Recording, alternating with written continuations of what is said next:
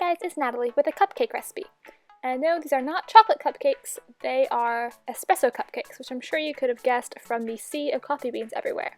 And they have a really delicious, rich caramel frosting, and tons of options for making them caffeine-free, or deeper flavor, or richer flavor, or low-fat, or whatever you want. And just like all my cupcakes, these are completely gluten-free, oil-free, and fruit-sweetened. So starting with about 12 pitted medjool dates, and then you're going to use 1/2 cup of water, and then 1/2 cup of brewed coffee. The intensity of the coffee flavor in your cupcakes is dependent on how strongly you brew your coffee and what kind of coffee you use. And if you want even stronger, you could use all coffee instead of half and half water. So that's up to you. Also, if you want a caffeine-free version, you could use 1 cup of Ticino, which is an herbal coffee alternative.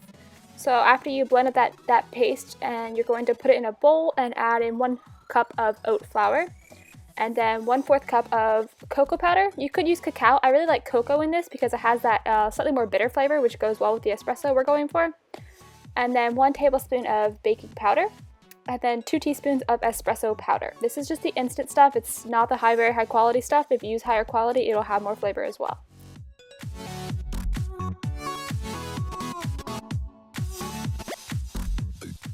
And then you're just simply going to mix this up and put it into a muffin pan. This one's slightly greased it with a little bit of coconut oil. And I only made 6 cupcakes out of this batter. You could probably get 8, but if you really fill them up tall like I did, so they're like almost to the top of the muffin tin, then you'll get really nice rounded domed tops when they bake. After you put all the batter in, you're going to just take your finger and kind of smooth out the tops. Otherwise, all those little peaks and pokies will show once they bake. And then you want to really make sure that your oven is already preheated and up to temperature before you put them in. This will again help with the rising. We're going to bake for 25 minutes at 350, then let them cool for a few minutes before you remove them from the pan, and then let them cool completely before you frost them.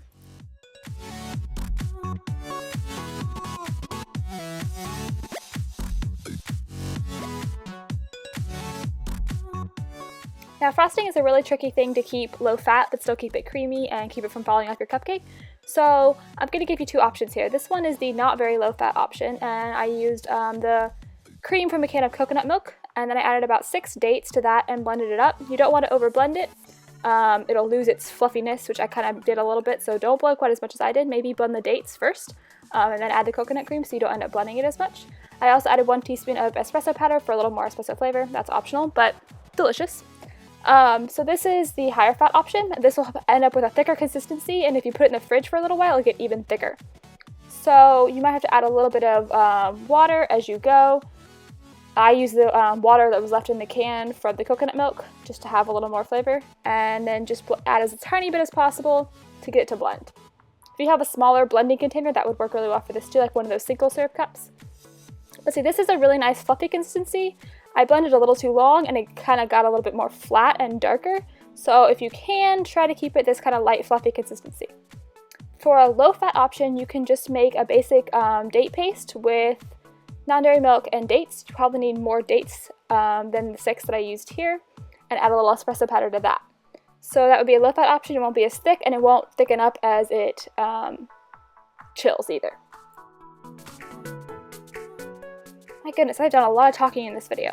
Okay, so here's our frosting. Like I said, I blended it a little bit too long. It kind of got a little bit darker and not as fluffy. It's still really delicious, and it does still get thicker. If you would chill it for like 4 hours, it would be a lot thicker too.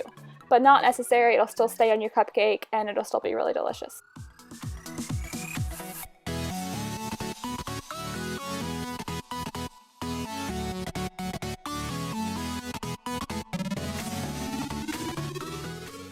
And now you're just going to frost your cupcake. It doesn't have to be fancy at all. And then I used a couple of coffee beans to garnish it on top, and a little flower because it looked really cute. In the photos you'll see it. I didn't do it here.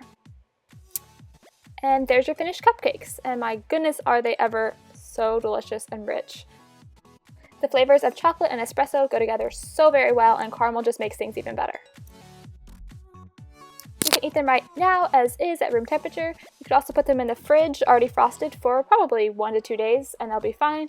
Or you could put them in the fridge unfrosted for probably up to 4 days and they'll be fine, and frost them when you want them.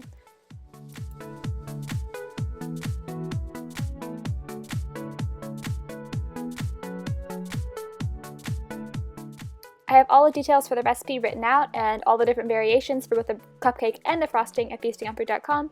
There will be a link to that in the description. And if you're ready for an intensely rich, deep, bold chocolate and coffee flavor, then give this video a thumbs up and give these cupcakes a try.